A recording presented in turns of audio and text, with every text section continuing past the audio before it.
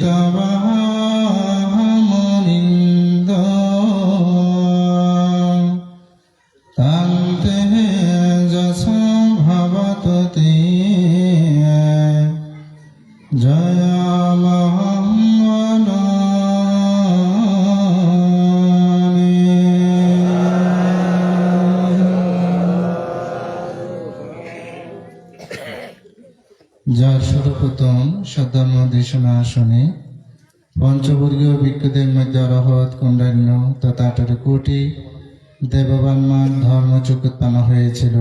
আলোক প্রদানকারী, প্রজ্ঞা প্রদানকারী, বীর্য প্রদানকারী মহাকারণী তথাগত সম্যক সম্বুদ্ধকে প্রথমে শ্রদ্ধায় কৃতজ্ঞতায় বন্দনা জ্ঞাপন করছি।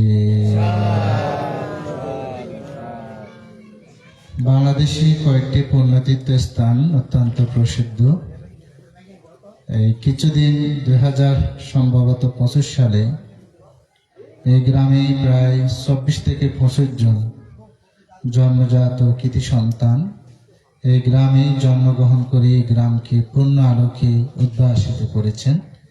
সেরকম একটি পুণ্যতীর্থ স্থান হচ্ছে কুতুপালং গ্রাম, যেখানে সৃষ্টি হয়েছেন জ্যোতিষার মহাতের ভান্তে মহোদয়, যার 7 বছরে সেই সুরালিত কণ্ঠে সমগ্র এই বাংলাদেশে গ্রামকে প্রসিদ্ধ করেছেন।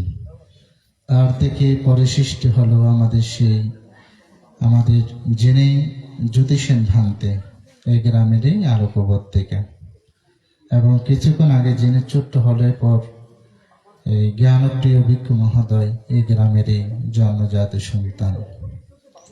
এই গ্রামে আরো অনেক প্রাজ্ঞ পণ্ডিত, প্রায় 25 জনের অধিক সম্ভবত গ্রামে ভিক্ষু জন্মগ্রহণ করে গ্রামে পূর্ণ আলোকে উদ্ভাসিত করেছেন।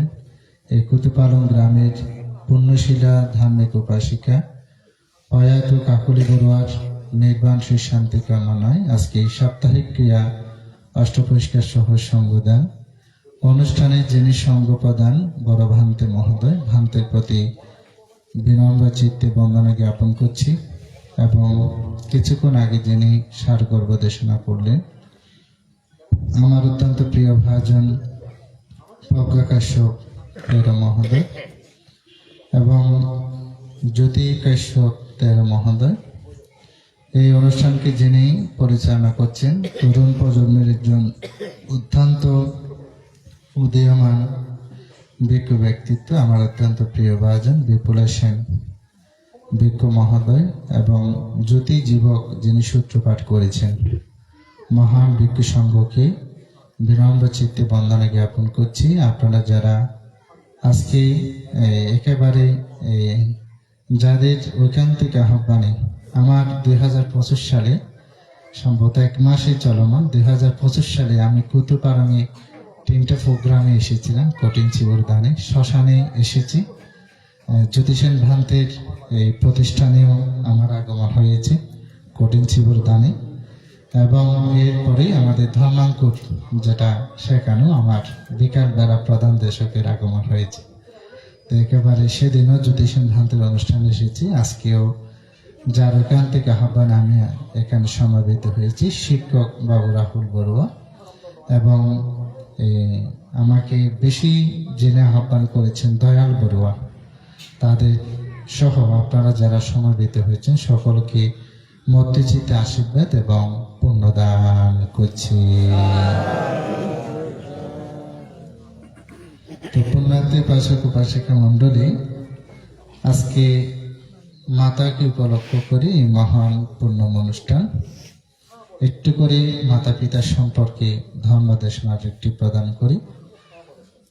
অনেক উপাসক উপাসিকা এখনো আছেন সন্তান জন্ম প্রদান করে, কিন্তু কর্তব্য সম্পর্কে অনেকে মাতা পিতা এখনো পর্যন্ত অনেকে জানে না।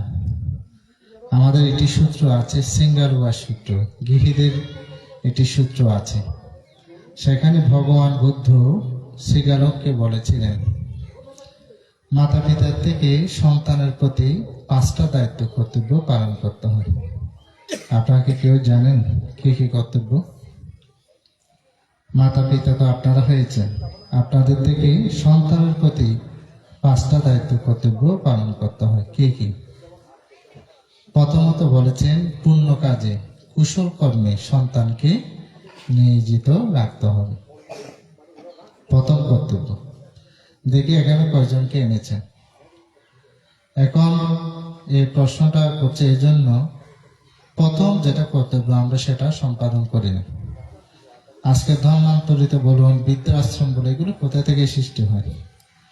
অর্থাৎ মাটি দেখেছেন, মাটির নরম থাকতে সবকিছু বানাতে পারবেন, পুতুল বানাতে পারবেন, বাঘ বানাতে পারবেন, সিংহ সবকিছু বানাতে পারবেন, কিন্তু মাটি যখন শক্ত হয়ে যাবে আর কিছু আপনি বানাতে পারবেন না। এটি প্রবাদ বাক্য বলি, এটা আপনারা জানেন কিনে জানেন না। বাঘের ঘরে বাঘ জন্মে, সিংহের ঘরে সিংহ জন্মে, হাতির ঘরে হাতি জন্মে, কিন্তু মানুষের ঘরে মানুষ জন্মে না। পিতা যদি শিক্ষক হয়, সন্তান কখনো শিক্ষক হয়ে জন্মগ্রহণ করে না। পিতা যদি ডাক্তার হয়, সন্তান কখনো ডাক্তার হয়ে জন্মগ্রহণ করে। কিন্তু বাঘের ঘরে কিন্তু বাঘ হয়ে কি করে জন্মগ্রহণ করে। মনুষ্যত্ব বিকাশ নিয়ে মানুষ কি করে না, জন্মগ্রহণ করে না, তাকে শিক্ষাটা দিতে হয়। সেজন্য গর্ববোধ করে অনেক মাতা পিতা বলে উনি কার সন্তান। মা গর্ববোধ করে বলে কি জানেন, উনি আমার সন্তান। এই জন্য সন্তানের কারণে মা পূজিত হয়। আপনাদের একটি প্রবাদ বাক্য বললো অবাক হবেন। বনবান্তের 4র্থ খণ্ড, সেখানে আমি অশ্রুমুখে রোদন করেছি। এক সময় বিরাট একটি জনসমাবেশে 10,000 অধিক মানুষ হবে। সেখানে বনবান থেকে পূজা দেবেন, সেখানে মা উপস্থিত হয়েছেন। প্রথমত বনবান থেকে পূজা দেয়নি, পূজা দিয়েছেন কাকে জানেন? পুষ্প দিয়ে মাকে পূজা দিয়েছেন। আপনাদের অনুভূতি তো বুঝেন, একটু অনুভূতি প্রকাশ করুন যে আগেই বনবান থেকে না দিয়ে আপনাকে আগে পূজা করেছেন। একটু অনুভূতি প্রকাশ করুন। সে মা সেখানে অনুভূতি প্রকাশ করতে পারেন, করেছেন। বলছেন এরকম সন্তান আপনি কয়জন চান? আরো জন্ম দিতে পারবেন? বলেছেন এরকম 10 জন সন্তান যদি আমার গর্ভে আসে আমি জন্ম দেব, আমার দুঃখ উৎপন্ন হবে না। কি জন্য? সন্তানের কারণে মা পূজিত হচ্ছে। সেজন্য প্রথম মাতা পিতার যেটা কর্তব্য, সন্তানকে পুণ্য কাজে নিয়োজিত রাখতে হবে। তৃতীয়ত কর্ম কি? মাতা পিতার কর্তব্য কি? পাপ কাজ যেগুলো আছে, অকুশল কর্ম যেগুলো আছে, সেগুলো থেকে সন্তানকে বিরত রাখতে হবে। তৃতীয় কর্ম কি? উপযুক্ত সময় সন্তানকে ধর্মের শিক্ষা দিতে হবে, নৈতিক শিক্ষা দিতে হবে। অনেক সন্তান দেখবেন অবাধ্য হয়, মাতা পিতা অবাধ্য হয়। আর বর্তমান ক্ষেত্রে দেখবেন আরো বেশি, এখন জেনারেল শিক্ষা বেশিরভাগ প্রাধান্য। জেনারেল শিক্ষা বুঝেন, কলেজের, স্কুলের, এগুলো শিক্ষা, নৈতিক শিক্ষাটা কম, ধর্মের শিক্ষাটা কম। সেজন্য বলেছেন যত উপযুক্ত সময় সন্তানকে ধর্মের শিক্ষা, নৈতিক শিক্ষা আপনার থেকে প্রদান করতে। মাতা পিতার কর্তব্য দেখেন। চতুর্থ হচ্ছেন উপযুক্ত সময় সন্তানকে বিবাহ বন্ধনে আবদ্ধ করতে হবে। সন্তান হলে আনতে হবে, আর মেয়ে হলে কি করতে হবে? যত উপযুক্ত সময় পাত্র অন্বেষণ করে মেয়েকে বিবাহ বন্ধনে আবদ্ধ করা। এগুলো মাতা পিতার দায়িত্ব কর্তব্য দেখেন। পঞ্চমে বলেছেন উপযুক্ত সময় সন্তানকে সম্পদের উত্তরাধিকারী করতে হবে। কার দায়িত্ব কর্তব্য বলেন তো?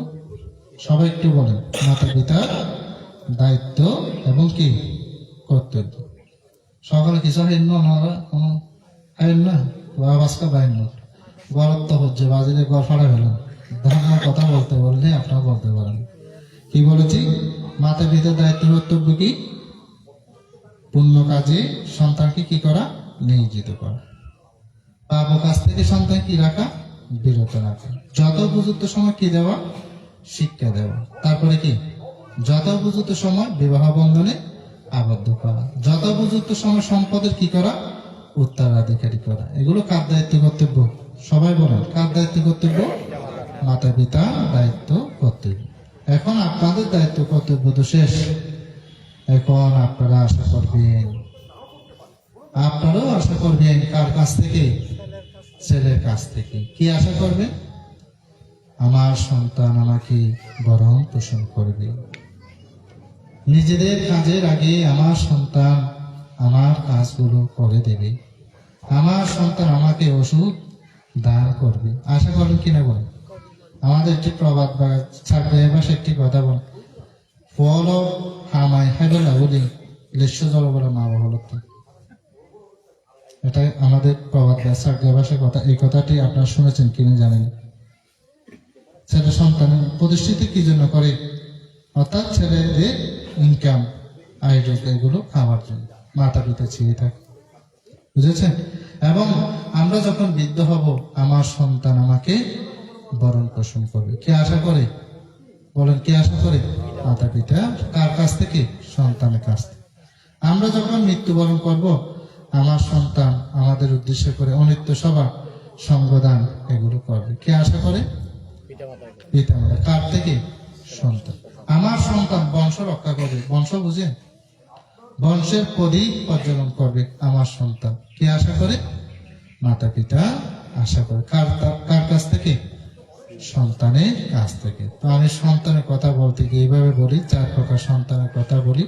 ফুত, বুত, অদ্ভুত, জমদূত। কি বলেছে বলুন তো?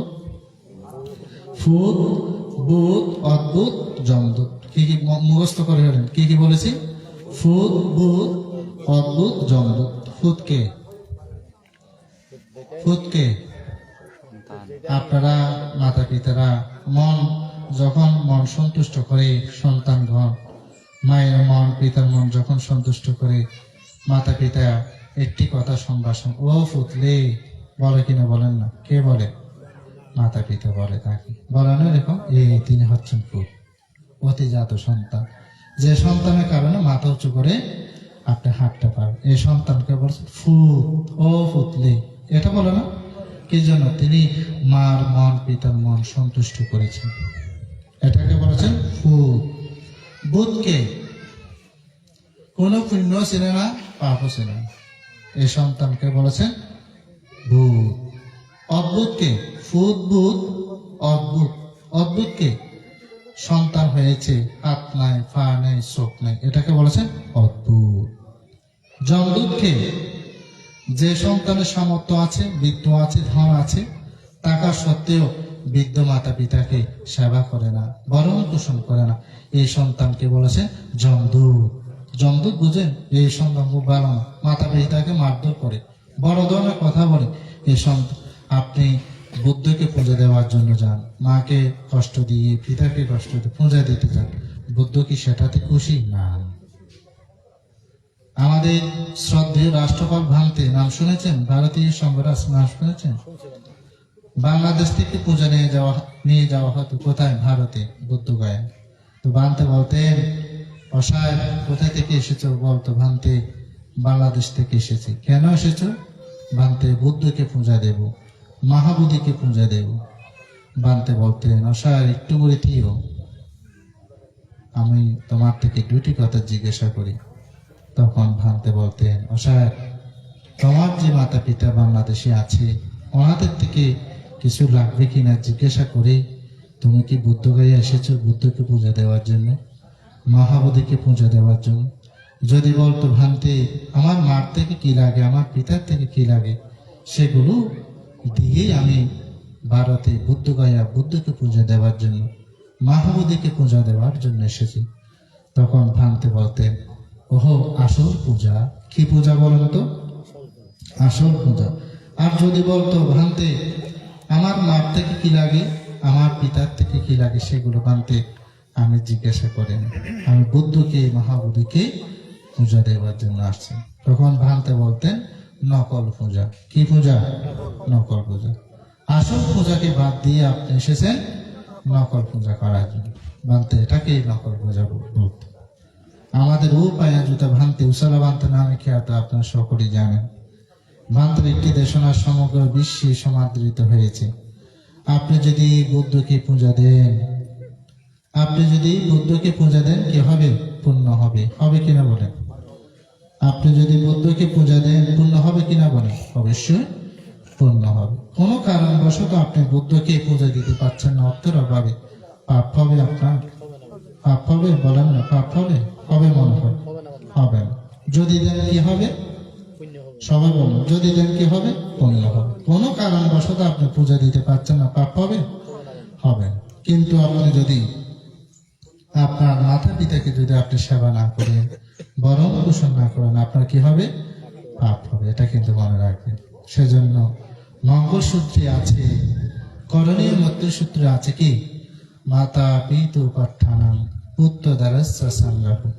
আর একটা করণীয় সূত্র কি বলছেন? মাতা ইয়াতা নিয়াম পুত্তাম আয়ুষায়কা পুত্তাম মানে রাখি। পৃথিবীর মধ্যে আজকে মাকে স্মরণ করে যে পুণ্যময় অনুষ্ঠান, ব্রহ্মা থেকে 4টি গুণ বিদ্যমান। কি কি জানেন? ব্রহ্মা থেকে 4টি গুণ থাকে। কি কি? মেত্তা, করুণা, মুদিতা, উপেক্ষা। কি কি বলেছে বলুন তো? মেত্তা, করুণা, মুদিতা, উপেক্ষা। মেত্তা বুঝেন? মেত্তা মানে কি? মেত্তা হচ্ছে কি? মৈত্রী। কার থেকে আছে? মার থেকে আছে। সন্তান যখন গর্ভে আসে, মারা কি করে জানেন? বুদ্ধের সামনে বসে প্রার্থনা করে, আরাধনা করে, সাধনা করে, আমার সন্তান 10 জনের একজন হোক, আমার সন্তান আরোপিত সন্তান হোক। কে কামনা করে? বলো না, কে কামনা করে? মা অনেক সময় গর্ভে আসলে বুদ্ধকে বন্দনা করে না, পুণ্য কাজ করে না, ভাবনা করে না, দান করে না, এগুলো করে কিনা বলেন না? এগুলো হচ্ছে কে করে? মা করে। এটাকে বলেছেন মেত্তা। এটাকে কি বলে? মেত্তা। আমাকে এক উপাসিকা জিজ্ঞাসা করলেন, ভান্তে আমার সন্তান বান্ধ হওয়ার পর চুরি করে। তো আমি বললাম, উপাসিকা আপনি কি সন্তান গর্ভ অবস্থায় চুরি করে কিছু পেয়েছেন? অথবা বহু চুরি করে হাই ফেলে গেলেন। অর্থাৎ গর্ভে যখন সেই সন্তান আসে, যখন পরিপক্ক ধারণ করে, আপনি কি করছেন কি করছেন সেগুলো সেই সন্তান অবজারভেশন করে। তখন সে কি হয়? হওয়ার পরে কি হয়? চোর হয়। মনে রাখবেন, এটাকে মা প্রার্থনা, আরাধনা, সাধনা যেগুলো করে, প্রার্থনা করলে সে সন্তান কে হয়? ধার্মিক হয়। শিল পালন করলে সে সন্তান কে হয়? ধার্মিক। মনে রাখবেন, কি দর্শনের কথা বলছে। এই গুণটা যার মধ্যে নিহিত, তিনি হচ্ছেন কে? মা। এটাকে কি বলেছেন? মেত্তা। তারপরে কি? করুণা। মেত্তা, তারপরে কি? করুণা। করুণা বুঝেন? বিদেশে থাকুক সন্তান, বিদেশে আছে, অবস্থান করছেন, বিপদে পড়লে গাছের পশু পাখি না জানার আগে কে জানে বলেন? কে জানে? গাছের পশু পক্ষী জানে না, কে জানে? মা জানে। তিনি হচ্ছেন কে? মা। এটাকে কি বাবা বলেছেন? করুণা। তখন মা কি করে জানেন? এগুলো অবাক হবেন। বুদ্ধের সামনে চুলগুলো ছেড়ে দিয়ে বলেন, ওহো বুদ্ধ ভগবান, বেগে নারদ, বিহত্তি নারদ, আমার সন্তানকে আপনি উদ্ধার করে দেন। কে কামনা করে বলেন? কে কামনা করে? মা কামনা। এটাকে বলেছেন করুণা। এটাকে কি বলেছেন? করুণা। তারপরে কি? তারপরে কি? চারটা জিনিস মনে রাখতে পারছেন নাকি? তারপরে কি? মুদিতা। মুদিতা বুঝেন? সমান চোখে দেখা। সমান চোখে বুঝুন না। বর্তমান ক্ষেত্রে মাদের থেকে মুদিটা নাই, বুক ফিট করে। আছে না এরকম? যে ফোয়া পোদা দিক করে বড় করি, এ ফোয়া বড় বাড়া। আছে কিনা? আছে না এরকম? অর্থাৎ যে সন্তান দিতে পারে এ সন্তান খুব ভালো, আর যে সন্তান দিতে পারে না এ ভালো না। আসলে এই দেশনাটি দিতে গিয়ে আমি যখন দেশনা শেষ করে যখন চলে যাচ্ছিলাম, আমাকে শিখা দাঁড় করিয়ে বলছেন, বানতে এ দেশনা অন্যরকম শিখে দিয়ে দেবো না, তো বেগিন আরো হয়ে অনেক আছে না এরকম? অর্থাৎ অবিকল আপনার জীবনের সাথে যখন মিল হয়ে যায়, তখন অনেক মানুষ মনে করে এগুলো হয়তো আমাকে বলছেন, এরকম অনেকে দেখবেন। আমি বলবো বসি, আমি তো আপনাকে বলিনি, আমি তো সার্বজনীন দেশনা দিয়েছি, মুদিতার কথা বলেছি না, বানতে এগুলো আমাকে বলেছেন। আমার 3জন সন্তান আছে, একজন সন্তান দে ওকে আমি খুব দেখতে পারি, আর 2জন সন্তান আমাকে দেয় না, তাকে আমি ভালোবাসি না। তো যিনি প্রকৃতপক্ষে মা, তিনি কখনো একটা বুক একটা ফিট করবেন। এটাকে কি বলেছেন? মুদিতা। এটাকে কি বলেছেন বলেন না? মুদিতা। কার থেকে আছে? মার থেকে আছে। আপনারা জীবনে দেখবেন, আমি বনবান্তের ওখানে গেলাম, জীবন সঞ্জীবন একটা কথা আর কি। বনবান্ত একসময় দেশনা দিচ্ছেন, চিত্ত ডাকাত, চিত্ত সন্ত্রাস, একে ধরে রাখা যায় না, এদিক ওদিক ছোটা পেটা করে, এরকম করে দেশনা দিচ্ছেন আর কি। বান্তে কে দিচ্ছেন? বনবান্ত। এখন চিত্ত বাবু সেখানে বসে আছে। কোন বাবু? চিত্ত বাবু সেখানে বসে আছে। তিনি তো একেবারে রাগে কুফে, একেবারে খুব রাগান্বিত হলেন, বলছেন যে ভান্তে আমাকে ডাকাত বললো, আমাকে সুর বললো, আমাকে সন্ত্রাস বললো। বান্তে যখন দেশনা শেষ করলো, বান্তের কাছে গিয়ে বলছেন, বান্তে আপনি যে দেশনাগুলো দিয়েছেন আমাকে, আমি কি কখনো চুরি করেছি নাকি আপনি দেখেছেন? তো বান্তে বলছেন, চিত্ত মানে ফালি শব্দ, বাংলা মানে হচ্ছে কি? মন। কাকে বলেছেন? এ মনকে বলেছেন। এখানে সবার দেহ আছে, আছে না? কিন্তু এখানে অনেকের মনে কেন নেই? আছে কিনা বলেন? আমাদের একটি গান আছে, গান শুনেছেন? আমার চোখ বাঁধেবি, আমার হাত বাঁধেবি, আমার পা বাঁধেবি, কিন্তু আমার মন বাঁধেবি কেমন রে। গানটা শুনেছেন? হয়তো অনেকে শুনে। সবকিছু বাঁধা যায়, কিন্তু মনকে বাঁধা যায় না, এদিক ওদিক ঘোরাফেরা করে। অর্থাৎ সেজন্য বলছি, যিনি প্রকৃতপক্ষে মা, তিনি কখনো কি করবে না? একটা বুক একটা পিট করবেন। এটাকে বলেছেন মুদিতা। তারপরে কি? উপেক্ষা। উপেক্ষা বুঝেন? উপেক্ষা মানে কি? অনেক সময় দেখবেন সন্তান মাতা পিতাকে বড় করে অনেক কথা বলে, কিন্তু মা কখনো সন্তানকে অভিশাপ প্রদান করেন। উপেক্ষা মানে কি? সবকিছু উপেক্ষা করার ক্ষমতা কে রাখে? মা রাখে। এটাকে বলেছেন উপেক্ষা পারানো। আপনার ন্যাশনাল জিওগ্রাফি দেখেছেন? এগুলো আমি দেখে অবাক হয়েছি। ন্যাশনাল জিওগ্রাফি এগুলো দেখলে অবাক হবে। দেখেছি সন্তানকে শিকার করেছে কুমির। মা দেখেছি মা কি করলেন, সন্তানকে জীবন রক্ষা করার জন্য মা আগে গিয়ে কুমিরকে ধরা দিয়েছে। মাকে কে বলছে? মা যে আছে, সন্তান তখন পালিয়ে যাচ্ছে। সন্তানকে, সন্তানের জন্য একমাত্র জীবন দিতে পারে তিনি হচ্ছে মা। বুঝতে পেরেছি?